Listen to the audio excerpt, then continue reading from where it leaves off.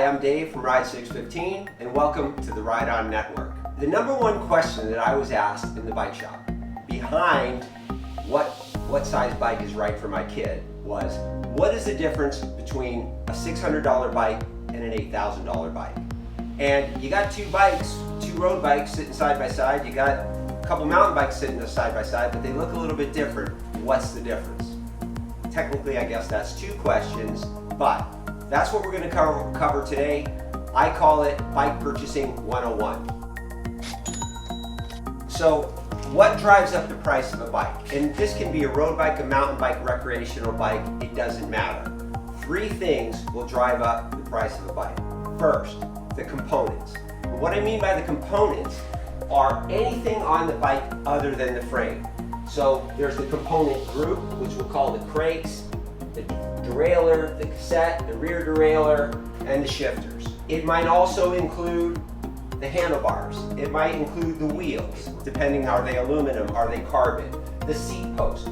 All these things are what we call components. And that will apply to road and gravel. In the mountain world, in addition to that, it includes the dropper post, the shock, and the front fork. You think back to the days of the old General Motors. The General Motors, there was Chevrolet, there was Pontiac, there was Buick, Oldsmobile, and Cadillac.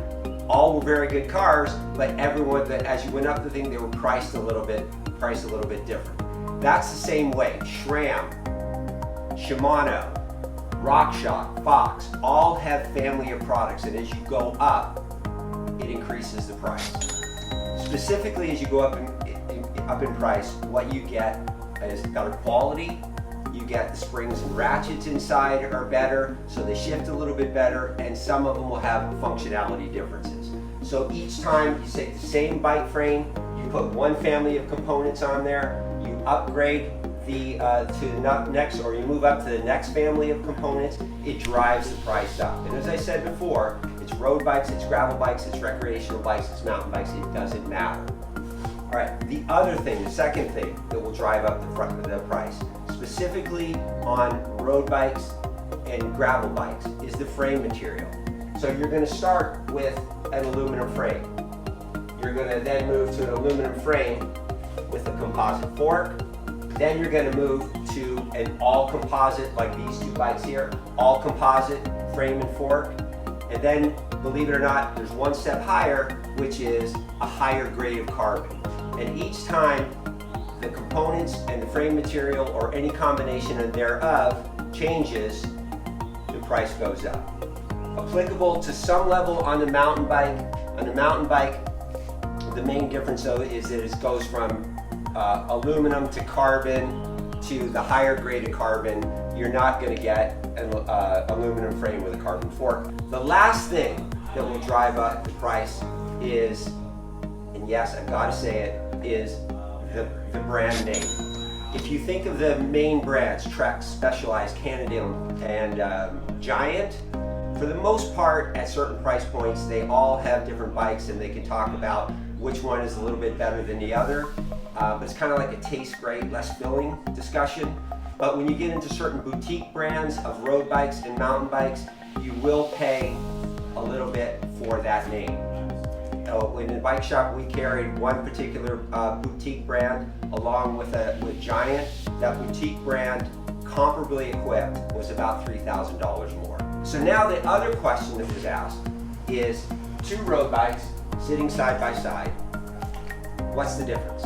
I'm going to categorize this as a road bike with a race geometry. This is a road bike with an endurance geometry. And when I say don't get hung up on the semantics of that, there are people that ride endurance bikes and race them, and there are people that ride race bikes that will never go enter a race. Those are just ways of kind of classifying what it is. And what are the differences? So this is a perfect example. This is a medium large, and this is a medium large.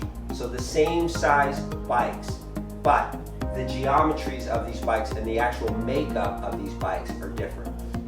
In the case of an endurance bike versus the same size of a road bike, you're going to have a shorter top tube, the distance essentially from here to here, and you're going to have a taller head tube, the distance from here to here. That will put you in an endurance bike, that will put you in a little bit more of an upright position. In the race bike, it will put you in, the top tube's a little bit longer, the head tube's a little bit shorter, you're in a little bit more stretched out, a little bit more aerodynamic position. Again, I go back to the fact that it doesn't really matter whether you race or not. It's going to boil down to you getting on it and taking a test ride and seeing if you're comfortable with that. But there are other differences. In an endurance bike, they're building these things for comfort.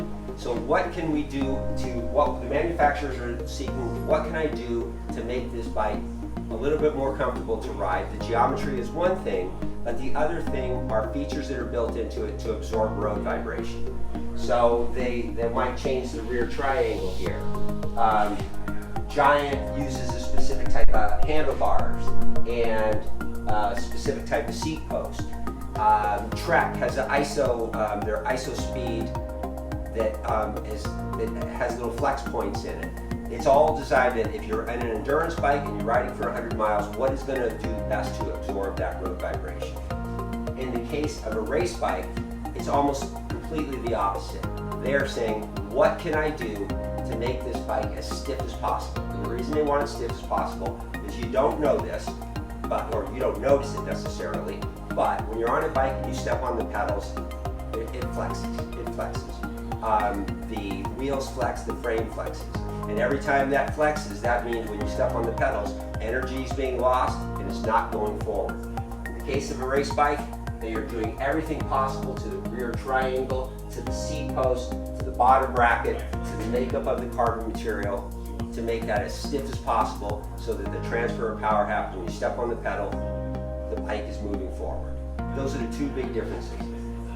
The changes in the components and then the changes of the geometry. And I want to emphasize one important thing. The changes of the geometry can be so dramatic that in the case of a giant TCR, I ride a medium large.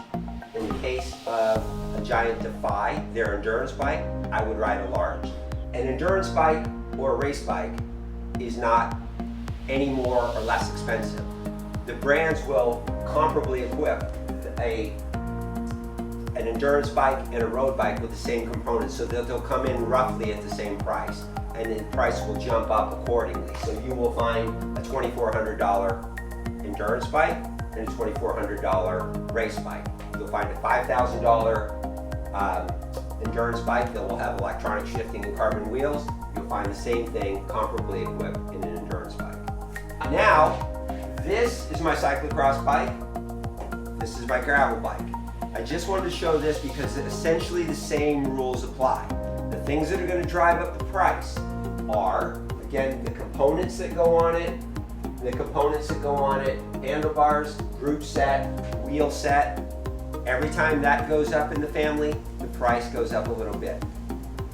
And again, cyclocross, gravel, the geometries are different. Very, very, very much like the race and the endurance. This bike right here is built for stiffness and performance. The geometry puts you in a more stretched out position. It's got a tighter wheelbase. In the case of the gravel bike, you've got the more relaxed geometry and features that are built into it to make it on those bumpy trails and bumpy gravel roads, make it much more comfortable. So again, but I want to be clear, people ride cyclocross bikes on gravel rides, and people go to cyclocross races and use their gravel bikes. What is most comfortable for you? What do you feel most comfortable riding? Oh, geez, one more thing before we go. A huge shout out to Mike Leong, one of our loyal club riders, for lending us his giant Defy. All right, that's it. Thanks.